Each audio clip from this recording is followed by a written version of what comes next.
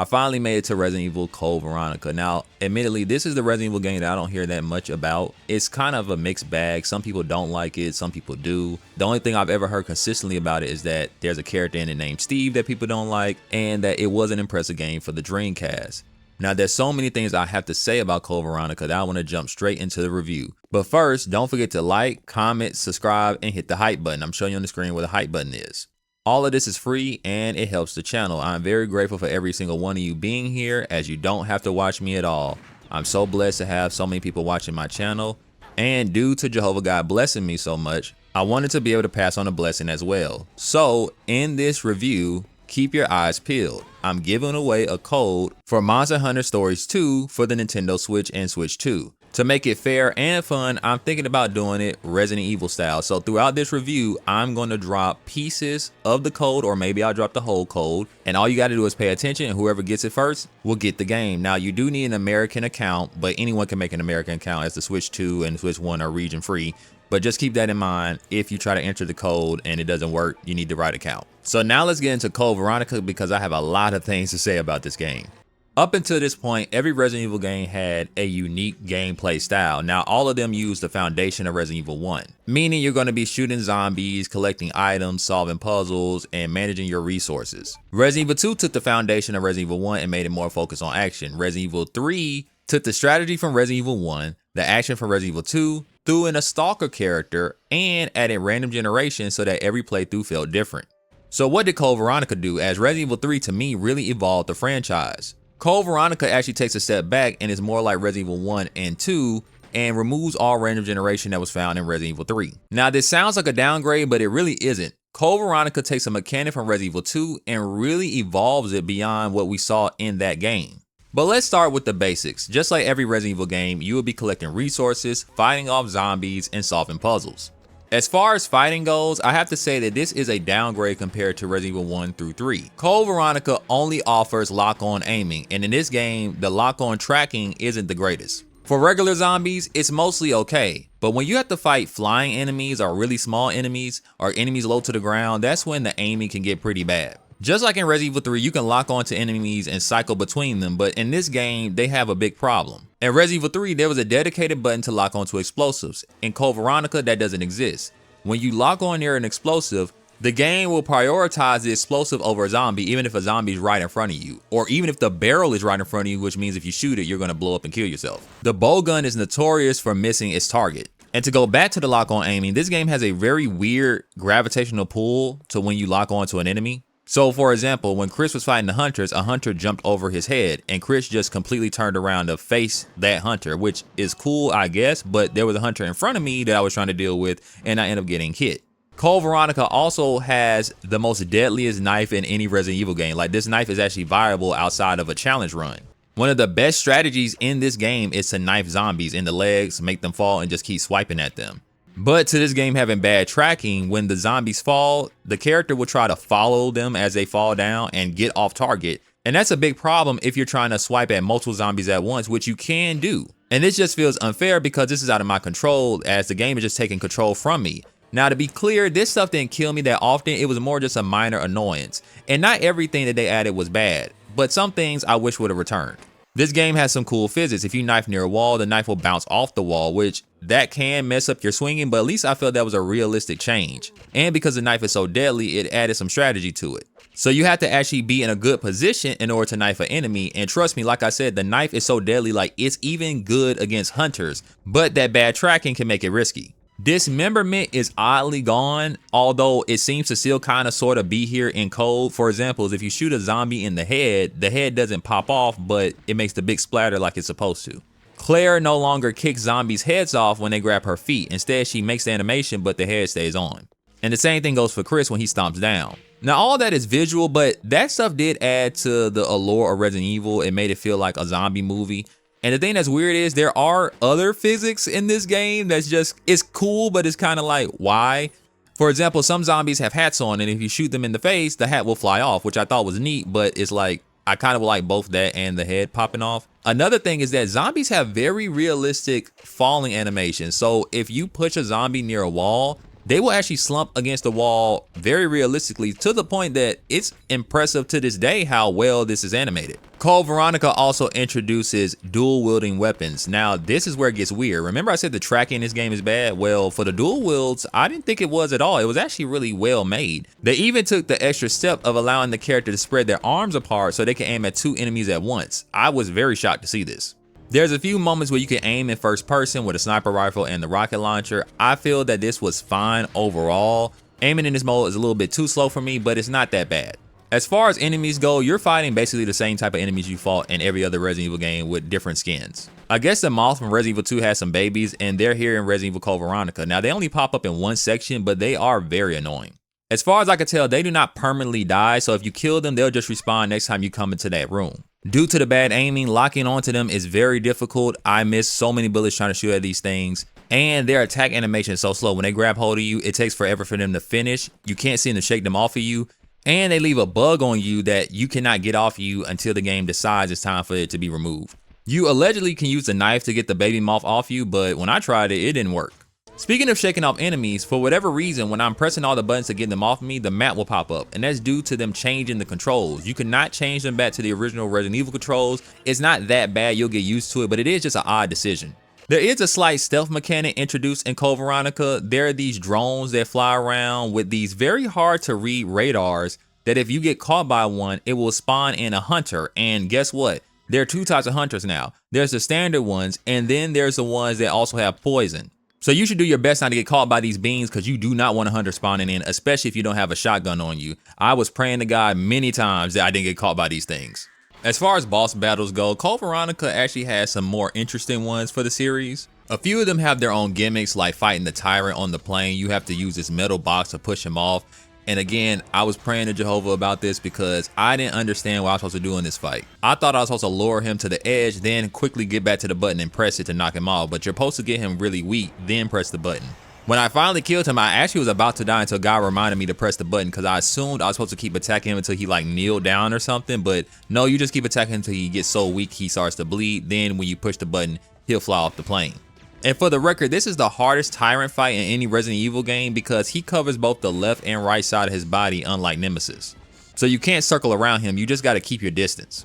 Fighting the mummy boss fight isn't too difficult unless you're trying to kill him a particular way. If you have a bunch of bullets, you could just unload him until he dies. But I think this battle was to show off the game's great weather physics because it's hard to see where he is due to the snow.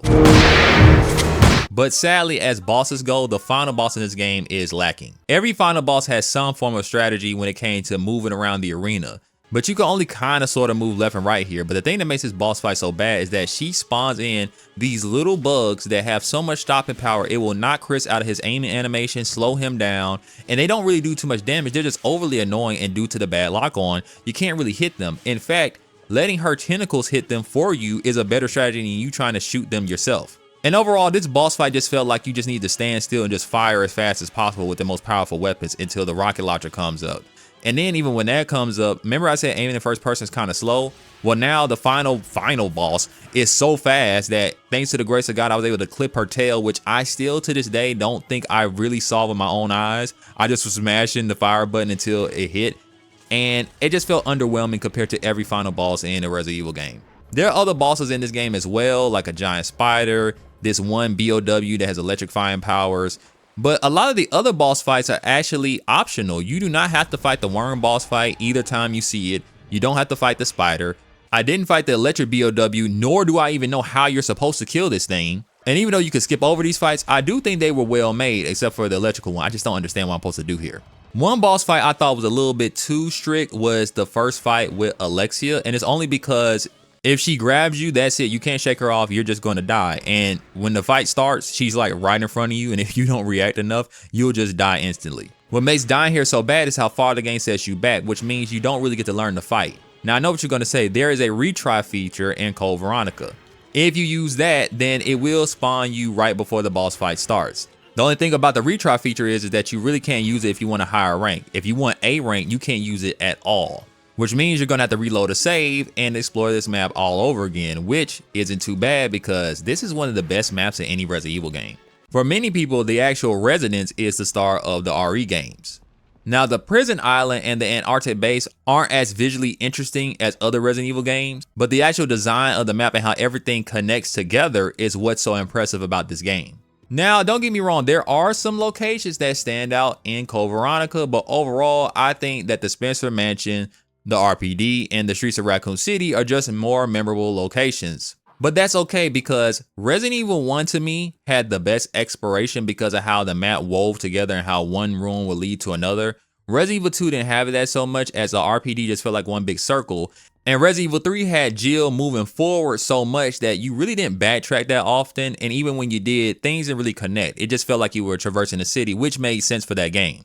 Code Veronica did a genius move by combining what they did in RE3 with what they did in RE1, meaning traversing the outside door areas feels like running through the streets of Raccoon City, while being inside the interiors felt like Resident Evil 1. I was blown away to see how one room would connect to another, making the whole map feel like one giant maze, which is what the first game's map felt like.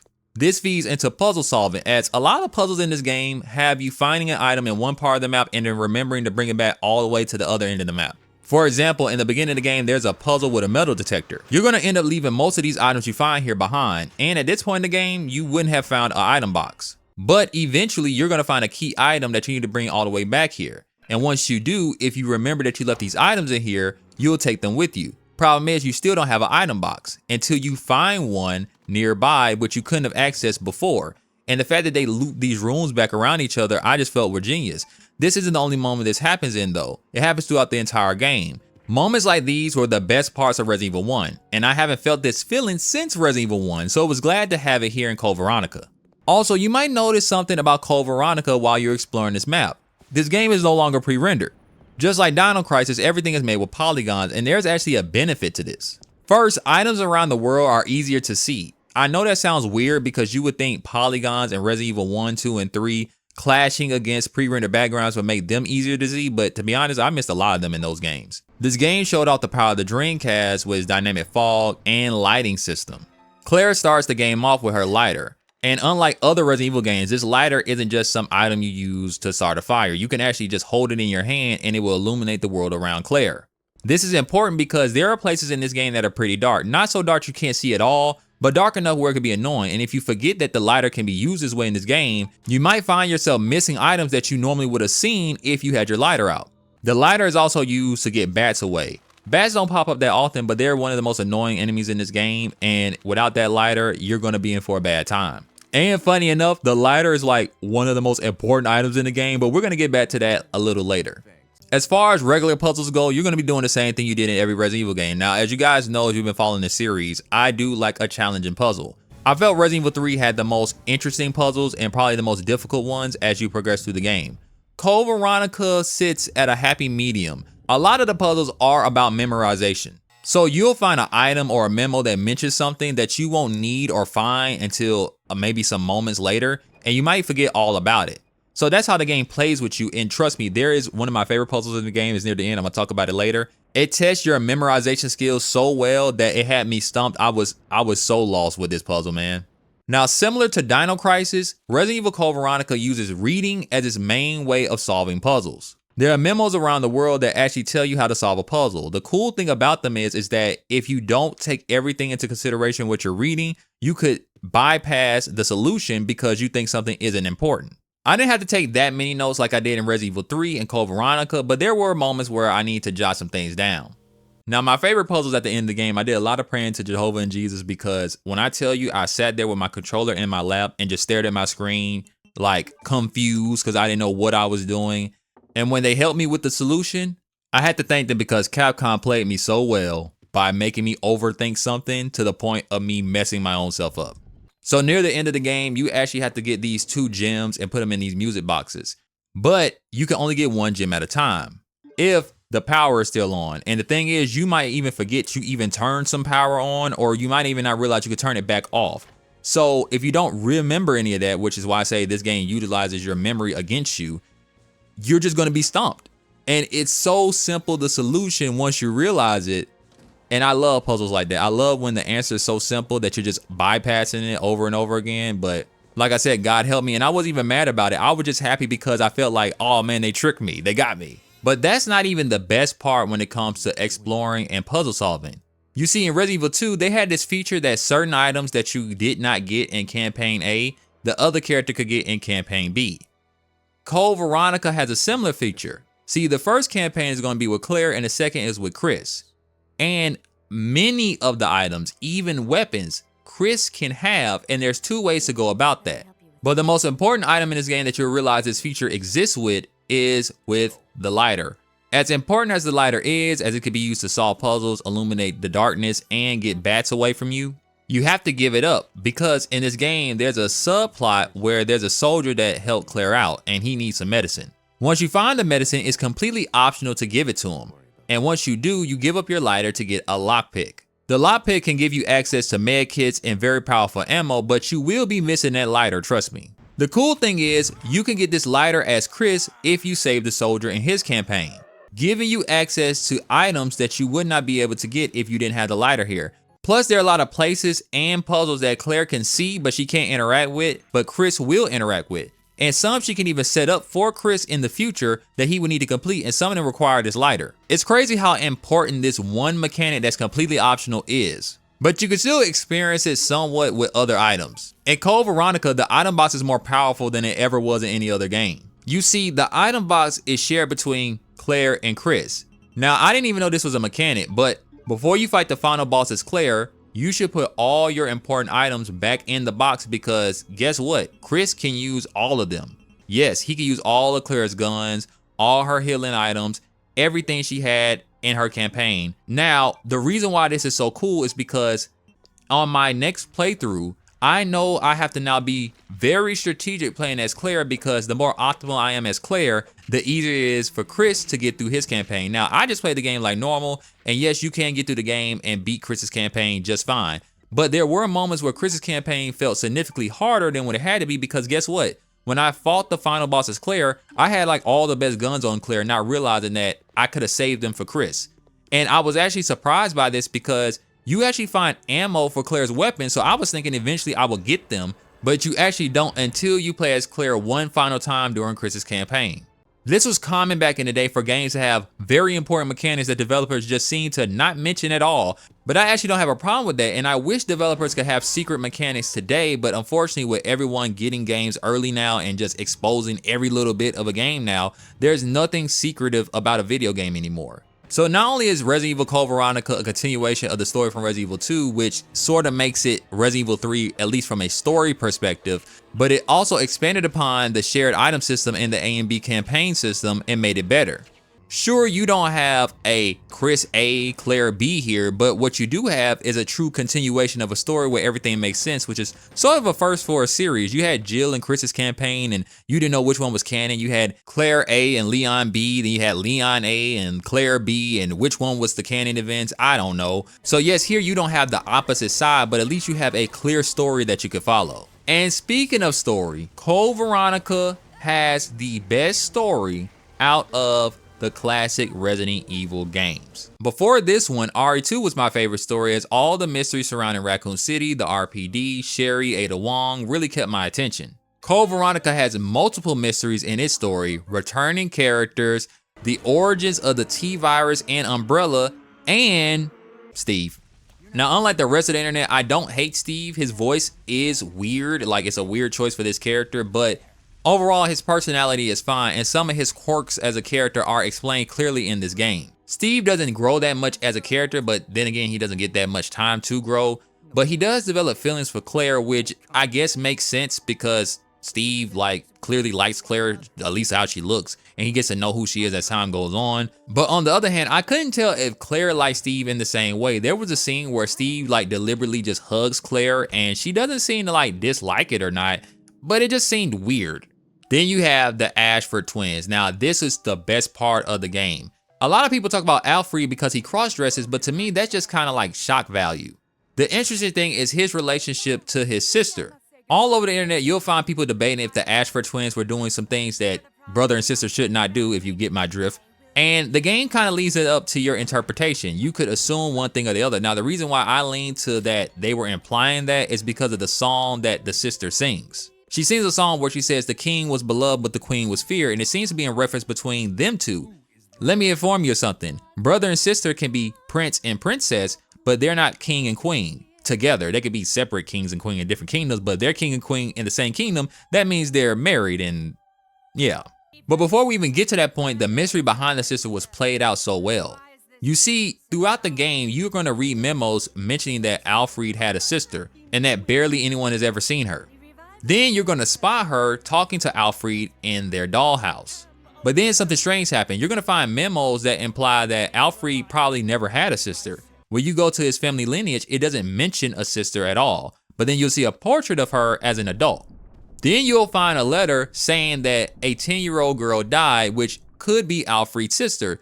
And then throughout the game, you're going to find these creepy videos that kind of infer some weird things because they're up here killing bugs and like staring at each other's eyes. It's kind of creepy. But that whole thing makes you say, okay, is the sister real or not? Because you saw her as an adult multiple times, but then you read these letters that imply that she may have died or never existed to begin with. And then it's revealed that Alfred is cross-dressing. And it seems like he's not cross-dressing because that's just a kink for him. It's almost like he has a split personality because once he gets exposed for cross-dressing and he sees himself in the mirror, he actually can't handle the sight of himself. And it's crazy because you actually can see in the game that many of the mirrors are cracked in this dollhouse. So that must have been him during some type of psychosis, breaking the mirrors when he would see himself while he thought he was his sister. And he maintains the voice as well. I don't think he breaks out of the voice until you actually meet the real Alexia. So Alexia is real in this game, but all of that mystery surrounding them beforehand kept me going throughout the story and made them the most interesting characters in the game. Now the brother is way more interesting than the sister. Unfortunately, Alexia just kind of is a butthole. She has a god complex and just thinks that she's the queen ant and everybody should be her soldier ant. So she used her brother and her father, even turning her father into a monster. And when she first sees her brother after coming out of her cryo chamber, she almost seems to like look at him in disgust. Now it's up for debate if she really didn't like her brother at all, because in the Japanese release, some people have translated that she got revenge for her brother by poisoning Steve with the virus. Either way, Alexia feels that she should be worshipped, and technically her brother was doing that, so much so he even dressed up as her. This is why you shouldn't idol worship. And it probably stemmed from the fact that the father injected them with this intelligence gene, and Alexia had the intelligence of like a super genius, while her brother was just more smarter than the average person. This is probably what gave her god complex and ended to her downfall. Also, when I saw that they recreated the Spencer Mansion in this game, when I tell you my mind was blown, and it just made me think even further into the mystery of the Ashford twins, their connection to the Spencer Mansion, and why they were even, I still don't know if they clearly explained why they made a replica of it, but all of that just took me, when I walked into this room, man, I was like, no freaking way. One of the best moments in a game I've experienced all year. Now our boy Wesker returns in this game, and this is the game that actually shows off his superpowers. Even though he's trying to kill you, his moves are so cool that you won't even be mad when he's on the screen beating up your favorite characters. I like how at the end, Chris and Wesker actually have a showdown, and Chris only wins because Wesker is being extremely arrogant. Technically, with his BOW powers, Wesker could have killed Chris instantly, but he got outplayed due to his arrogance. The story I felt was amazing. It's the best story out of any Resident Evil game that I played so far, and that includes the games that came way after it. Now I gotta mention this, a lot of people give Resident Evil 4 the credit for jumping the shark, but it's actually Code Veronica that started it. First of all, Claire is a 19-year-old young woman that got some side training when she visits her brother Chris from time to time. She's not a soldier, but she's dodging an attack helicopter and all its bullets. She drops her pistol in slow motion, grabs it before it hits the ground, and shoots a gas canister. Who the hell is Claire, and how is she able to do any of this stuff? Steve Burnside, as far as I know, is just some dude that's 17 and he's dual wielding pistols, dodging sniper rifle bullets at close range. You would think he was Dante from Devil May Cry. I'm not counting anyone with BOW powers. It makes sense for them to do superhuman-like feats. But Claire's just a college student and Steve Burnside is just Steve. Like, who are these people? Chris, who actually has training as a soldier, doesn't do anything as amazing as his baby sister and Steve. The craziness doesn't stop there. Alfred almost dies like a bunch of times until he finally just dies in the cutscene, and it's ridiculous every time. Not only that, he chases Claire and Steve down in a jet, hijacks their plane, and makes them crash land into an Antarctic base. Now hear me out. Them crash landing into an Antarctic base and surviving, I'm willing to believe is possible. But these two are in an Antarctic base. They're not in some place with just some snow. They're in one of the most coldest places on the planet. They never get any warm clothes. They never talk about being cold at all. And Claire leans with her bare arms on a frozen metal box in the middle of Antarctica. These two would be dead from frostbite before any of these events could ever happen. And side note, how close was this prison island to Antarctica? Because they seem to get there like in a day. Like, what is going on? And that's Code Veronica, one of the best games in the series. Now, there are other little janky things I could have talked about, like how the Code Veronica X version has a wonky looking 180 turn. And I also don't like the fact that when the character circles around, like their feet make sound, but their feet don't move. That annoyed me, but whatever.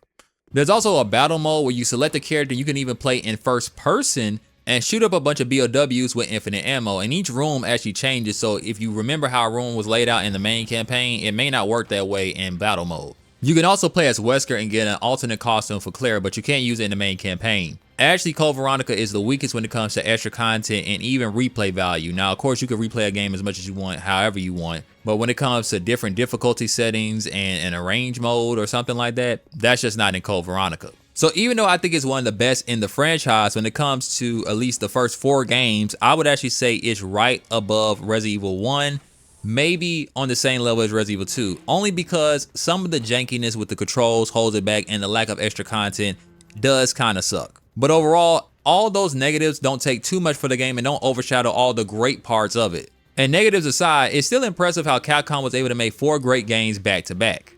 But let me know what you think in the comment section. Did you like this review? Do you like Code Veronica? Is it your favorite? Is your least favorite? Where do you rank it? Are you a fan of Steve? Do you think that this game should be remade? A lot of people say Code Veronica should be remade. Let me know what you think in the comment section.